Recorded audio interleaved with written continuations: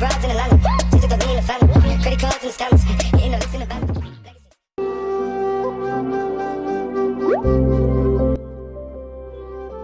কি খবৰ সকলোকে নতুন এটা ব্লগ চলিকে স্বাগতম জনাইছোঁ আৰু বহুত দিন পিছত আৰু ব্লগছ বনাবলৈ ওলাইছোঁ কাৰণ আজি আমি গৈ আছোঁ চন্দ্ৰসদাগৰৰ মেৰঘৰ আৰু সূৰ্য পাহাৰলৈকে কি হয় আচলতে গোটেইবিলাক ঠাই দেখাবলৈ যত্ন কৰিম আৰু ব্লগ তেন্তে ভিডিঅ'টো আৰম্ভ কৰোঁ আৰু আমি এতিয়া যাবলৈ ওলাইছোঁ ব্লগ তাতে লগ পাম ছয়গাঁৱৰ চম্পকনগৰত অৱস্থিত চন্দ্ৰসদাগৰৰ মেৰঘৰ আৰু এই চন্দ্ৰসদাগৰৰ মেৰঘৰ বৈজ্ঞানিক দৃষ্টিভংগী আজিলৈকে টুকি পোৱা নাই আৰু এই চন্দ্ৰসদাগৰৰ মেৰঘৰৰ বহুতো ইতিবৃত্তি আছে বিশেষকৈ বেউলা লখিন্দৰৰ জীৱনকালৰ লগত এই মেৰঘৰ জড়িত হৈ আছে এইবিলাক হৈছে আচলতে মেৰঘৰটোৰ কিছু অংশ বিশেষ যিবোৰৰ পৰা অনুমান কৰিব পাৰি আচলতে মেৰঘৰটো কেনেকুৱা আছিল বা কেনেকুৱা আকৃতিৰ আছিল আৰু ইয়াৰ দৃশ্যবিলাক ইয়াৰ যিবোৰ মেৰঘৰৰ দৃশ্য আছিল সেইবিলাক আচলতে এই টুকুৰাবিলাকৰ পৰাই অনুমান কৰিব পাৰি আৰু বৰ্তমান সময়ত এই মেৰঘৰটোৰ ঠাইখিনিতে এনেকুৱা এটা ডাঙৰ মন্দিৰ নিৰ্মাণ কৰি থকাও হৈছে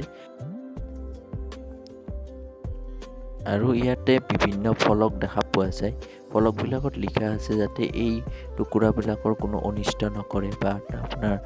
যাতে কোনো বিনষ্ট নকৰে আৰু এই টুকুৰাবিলাক অনিষ্ট কৰিলে আচলতে জৰিমনা বিহা হ'ব আৰু এইবিলাক আচলতে সংৰক্ষিত কৰি ৰখা হৈছে আৰু এনেকুৱা এটা ঘৰ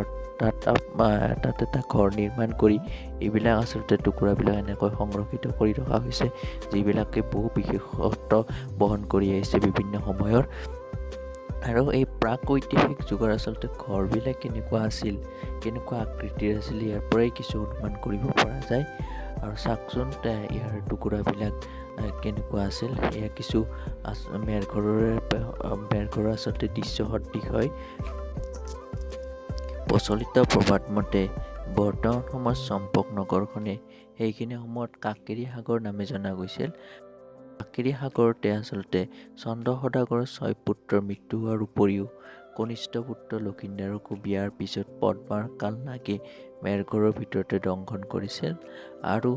অৱশেষত পত্নী সতী বেউলাই মৰা স্বামীক লগত লৈ 6 মাহ পানীৰ ওপৰেৰে ভেলত উঠি ভাহি গৈ নানান ঘাট প্ৰতিঘাতৰ মাজেৰে হাজো দেৱীৰ পুৰীৰ উপস্থিত হৈছিল আৰু দেৱতা সমাজক সন্তুষ্ট কৰি লক্ষিন্দৰক উদ্ধাৰ কৰি আনিবলৈ সক্ষম হৈছিল শেষত চন্দ্ৰসদাগৰেও পদ্মা পূজা কৰিবলৈ বাধ্য হৈছিল আৰু মা মনসা সন্তুষ্ট কৰিবলৈ সক্ষম হৈছিল আৰু এয়া হৈছে ঘৰটো যিখিনিত আছিল মেইন ঠাইখিনি এইখিনি হয় আৰু ইয়াতে আছিল প্ৰাক-ঐতিহাসিক যুগৰ চন্দ্ৰসদাগৰৰ বিখ্যাত মেৰঘৰ আৰু এই মেৰঘৰটোৱে আচলতে বৰ্তমান সময়ত প্ৰাক-ঐতিহাসিক যুগৰ বহু কথাই সোঁৱৰাই দি থৈ যায় এয়া হৈছে মা মনসা মূৰ্তি আৰু সেই প্ৰাক-ঐতিহাসিক যুগৰে এনেকুৱা বহু মূৰ্তি বৰ্তমান সময়তো দেখা পোৱা যায় আৰু এইখিনি পৰিদৰ্শন কৰি আমি এতিয়া যাত্ৰা কৰিম সূৰ্য পাহাৰলৈকে আৰু এইখনে আমাৰ আজিৰ বাছখন যিখনত আমি যাত্ৰা আৰম্ভ কৰিছিলোঁ আৰু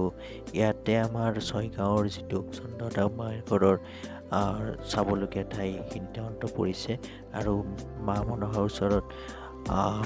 প্ৰণিপাত জনাই আমি আচলতে এতিয়া যাত্ৰা কৰিম সূৰ্য পাহাৰলৈকে